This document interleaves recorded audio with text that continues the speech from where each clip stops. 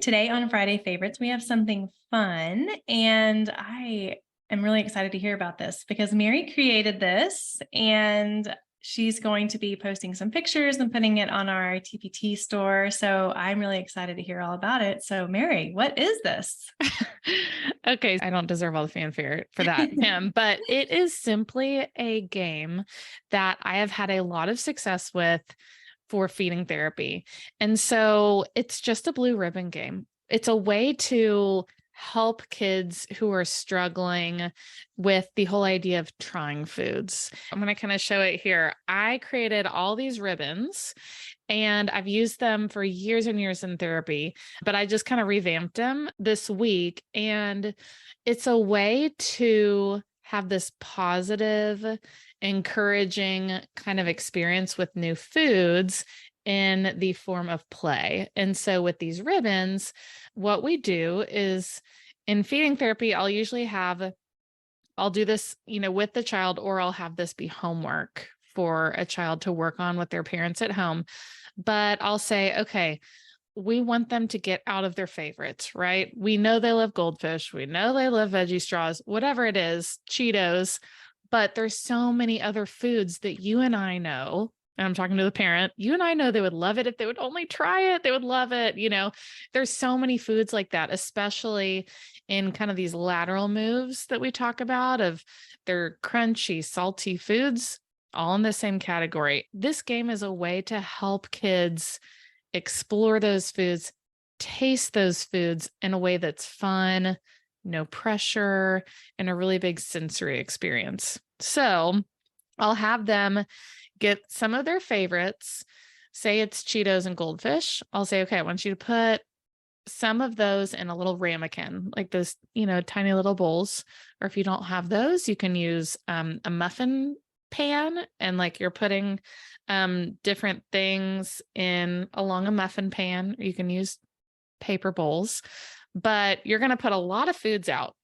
Say a muffin pan, for example. I'm going to go with, you have 12, a sheet of 12 different muffins, and you're going to put a little food in each of those containers.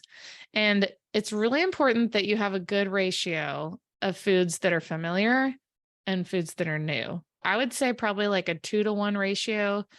If you have a really anxious eater, I would say twice as many foods they like as new ones. But if it's not too severe, I would say probably the other way around. So you have twice as many foods that are new than they don't like. So let's use the example of Cheetos and goldfish. I have parents go to the dollar store and get similar foods to that, but not the same. So I'm like, okay, I want you to go to the dollar store or gas station and get little packages of foods that are salty and crunchy. So they might come back with white cheddar Cheez-Its, regular Cheez-Its, Bugles, Ritz, like cheese crackers, anything kind of in that category. And then you're going to play this blue ribbon game together. So the blue ribbons are like a best in show type idea. We've got ribbons for most spicy, most peppery, most soft, most sweet. As you're exploring and tasting these foods, you can give, each food is going to be a winner. Each food gets a ribbon. And so the blue is all for food properties, and this is going to be for taste. So you really don't know if it's sweet unless you've tried it, or you really don't know if it's peppery unless you've tried it. But that's okay. If your kid is not to this level, that's fine. You might be more at the level of like, hey, my kid won't even touch this food. My child is still anxious just seeing a new food. That's okay too. This is going to be also for kids to explore foods is the red category.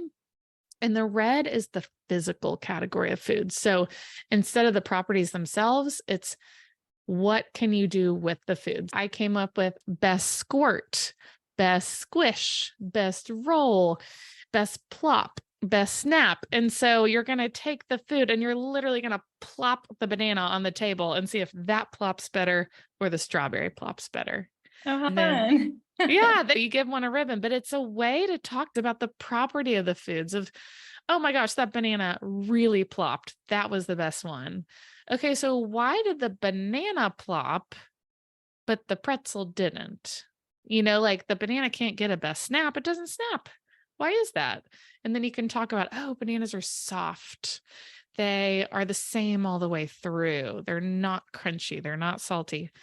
So I've just found this game to be really great in feeding therapy or just as an activity with kids when you just want to talk, you want to increase the communication, increase the fun, and not make it a big pressure game of, okay, well, just try it. Just try a bite, because that's not typically extremely successful. And then the last category I have are the gold ribbons. And so these are like best overall and then best new food. I used to have just one best overall, but 9 out of 10 times it's one of their Right, already right. favorites. So it's like, hold on, that didn't do what I said. So really the best new food, and it could be because they flicked it or snapped it, that can, be put in that category. And then the last page on this resource that I've created is a full sheet of blanks. These are all the ribbons that I use. And what I do is like these, I cut them out, laminate them, but it's really important that you have blanks with you because you are going to laminate them. If you're a therapist, I would do that, or just because you're going to write on them and your kid is going to come up with their own descriptor. I didn't want to have every single vocab word reflected in these ribbons because I wanted to encourage kids to think of their own vocabulary and their own ways to have a food be best in something. So, like you might say, they're the most zesty, they're the most, Oreo-y. Kids come up Mhm. with all different descriptors, but I think that's what's so fun is then they can make connections with food. They can be creative and talk about food. And what I've seen from this game is that it takes the anxiety down. It takes the worry down for anxious eaters when we're playing a game, when they can be creative and they feel like they have the ability to push themselves as much or as little as they're comfortable in that moment. And then the last thing is, if you've listened to our podcast for a while, I'm big about the footprint of a game or a resource. You got to earn your keep around here. So it had to be small and it fits perfectly in one of these little, crayon box whatevers. And so if you put your deck in here, then you have a really easy way to store these ribbons on your table if you're a parent or on your therapy table. But yeah, so this is a resource I just created because I saw the need for it in my own therapy. And then as I started using it, clinicians were like, hey, what are you doing with those? Those, like, wait a minute, tell me more because I need more ideas. And so it just kind of came about organically and wanted to share. I love that. And I think this is such a great game for if you've been doing therapy for a little while and you're about to move up to something harder, or we're getting to that stage where things are getting tiring or we're getting burned out. I always, and even with speech therapy, if I'm in a session and you can kind of just tell when things are getting difficult with a child or they're over it or they're bored or something. And I always think, okay, go back to neutral, go backwards, go do something fun. Let's get them kind of just neutral and okay again. And this game, I think, would be perfect for that in a therapy session or even at home. If you're at home and you're thinking, okay, we're struggling, we're seeing frustrations, kind of having something that gets them to that place where it's fun, it's competitive, it's fun. They're getting ownership because they're getting to label what the foods are or what they're doing. And you're taking that pressure away because you don't have to eat it. You can go to the red cards and let's see what they do. It gives them something to do without feeling the pressure. And I think that's brilliant, Mary. I love it. Oh, well, thank you. And it's just a Um, fun game. Yeah, I've had a lot of fun with it. Actually, thinking back, I started this a long time ago. I created it for a child I was seeing in therapy. We were actually working on Chick-fil-A sauces.